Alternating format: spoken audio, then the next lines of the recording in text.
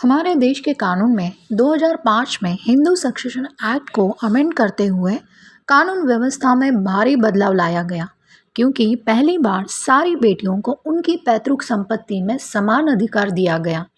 विवाहित, अविवाहित, विधवा, तलाकशुदा, बालिग, नाबालिग, छोटी बच्ची से लेकर वृद्ध महिला तक इन सबको प्रॉपर्टी में समान अधिकार मिला। सुप्रीम कोर्ट ने भी इस बात पर बार बार मुहर लगा दी और कहा, बेटे के बराबर ही बेटी का भी अधिकार होगा। इतना सब कुछ होने के बावजूद भी दुर्भाग्य से कुछ बेटियों को कानून प्रॉपर्टी में समान अधिकार नहीं दिला पाया है। अब इसके पीछे क्या कारण है, ये जानने के लिए नवंबर 2024 का बॉम्बे हाईकोर्ट का एक जजमेंट देखते हैं। इस केस में मुंबई महाराष्ट्र के रहने वाले यशवंत राव ने अपनी पहली पत्नी लक्ष्मी के बाई के मृत्यु के बाद बीकू बाई से दूसरी शादी की। उन्हें पहली पत्नी से राधाबाई नाम की एक बेटी थी और दूसरी पत्नी से चंपूबाई नाम की बेटी। 1952 में यशवंत राव की मृत्यु हो जाती है। उसके कुछ साल बाद ही पिता की मृत्यु के बाद उनकी पहली पत्नी की बेटी राधाबाई ने पिता की आधी संपत्ति पर क्लेम करते हुए कोर्ट में दावा दायर करते हुए पार्टीशन की मांग की, लेकिन ट्रायल कोर्ट ने उसके दावे को खारिज कर दिया और फिर ये मामला बॉम्बे हाईकोर्ट पहुंचा। बॉम्बे हाईकोर्ट ने अपने फैसले में साफ कर दिया, चूंकि यशवंत राव की मौत 1956 से पहले यानी 1952 में हुई थी, इसीलिए उस पर हिंदू उत्तराधिकार अधिनियम 1956 लागू नहीं होगा। कोर्ट ने कहा कि उस वक्त जो कानून प्रचलित था उसी के अनुसार फैसला किया जाएगा और उस कानून के तहत बेटियों को पिता की संपत्ति में कोई अधिकार नहीं था।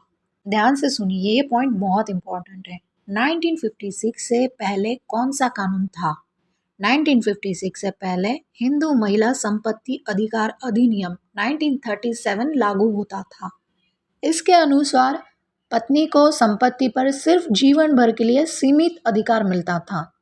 वो संपत्ति को बेच या ट्रांसफर नहीं कर सकती थी और बेटियों को पिता की संपत्ति में कोई भी हक नहीं दिया गया था, यानी कि वो पिता की उत्तराधिकारी नहीं थी।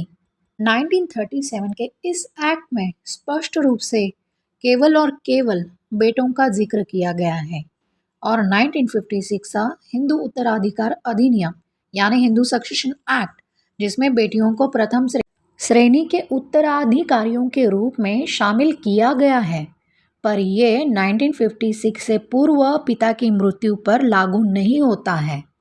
इसीलिए इस केस में पिता की मृत्यु 1952 में हुई है, तो उसके मौत के समय जो मौजूद कानून यानी 1937 का जो एक्ट है उसी के मुताबिक संपत्ति बांटी गई है, क्योंकि उस वक्त बेटियों को उत्तराधिकारी के रूप में मान्यता नहीं दी गई थी। और अब सवाल ये है, 1956 और 2005 में क्या बदला? 1956 में जब हिंदू उत्तराधिकार अधिनियम आया तो बेटियों और विधवाओं को संपत्ति में अधिकार मिलने शुरू हो गए और फिर 2005 में अधिनियम में बड़ा संशोधन किया गया और बेटियों को बेटे के बराबर कानूनी अधिकार दिए गए, यानी अब बेटी भी संयुक्त परिवार की संपत्ति में बराबर की हिस्सेदार बन गई। अब अगला महत्वपूर्ण सवाल ये है, इस फैसले से किन पर असर पड़ेगा? जिनके पिता की मृत्यु 1956 से पहले हुई है और अभी तक संपत्ति का बंटवारा नहीं हुआ है, उन्हें ये ध्यान में रखना होगा कि उन्हें कानूनी रूप से अधिकार नहीं मिलेगा। और अगर पिता की मृत्यु 1956 के बाद हुई है तो बेटी को पूरा कानूनी हक मिलेगा। अब 2005 के बाद मामलों में तो बेटा बेटी में कोई भेद नहीं किया जा सकता है, उनको तो इक्वल राइट है ही। उन सारी बेटियों को महत्वपूर्ण सलाह जिनको प्रॉपर्टी में हिस्सा चाहिए, अगर आप भी अपने पिता की संपत्ति में हिस्सा पाना चाहती हैं तो सबसे पहले ये बातें जांच ले। आपके पिता की मृत्यु कब हुई है? क्या उनकी संपत्ति में अभी तक विभाजित हुई है या नहीं? और अगर मृत्यु 1956 के बाद हुई है तो आप पूरी तरह से हकदार हैं। अगर मृत्यु 1956 से पहले हुई है तो फिर जाकर किसी अनुभवी वकील से सलाह लें और प्रॉपर्टी लॉयर से, क्योंकि वो आपको पुराने कानून के तहत स्थिति समझनी होगी। और एक महत्वपूर्ण सवाल, क्या ये फैसला बेटियों के हक को ख़त्म करता है क्या? तो जी बिल्कुल नहीं। ये फैसला सिर्फ उन्हीं मामलों पर लागू होता है जहां मृत्यु 1956 से पहले हुई थी। अब इसका मतलब ये नहीं कि आज की बेटियों के पास कोई अधिकार नहीं है, बल्कि आज के कानून बेटियों को पूरी सुरक्षा और बराबरी के अधिकार देते हैं। ये फैसला सिर्फ यही कहता है कि पुराने मामलों में पुराने कानून के अनुसार ही सुलझा जाएंगे। इस केस ने साफ कर दिया है कि कानून भले ही बदल जाए, लेकिन उनका प्रभाव उसी हिसाब से लागू होगा जैसा मामला सामने हो।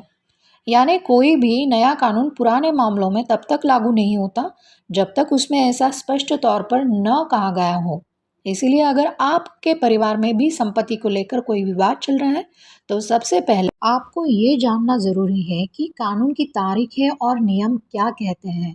हर मामले की अपनी संवेदनशीलता होती है और ये सही जानकारी ही आपको न्याय तक पहुंचा सकती है। मैं आशा है वीडियो में दी गई जानकारी आपको यूज़फुल लगी हो। Like share subscribe the channel और कोई भी डाउट सवाल हो तो कमेंट करके बताएं।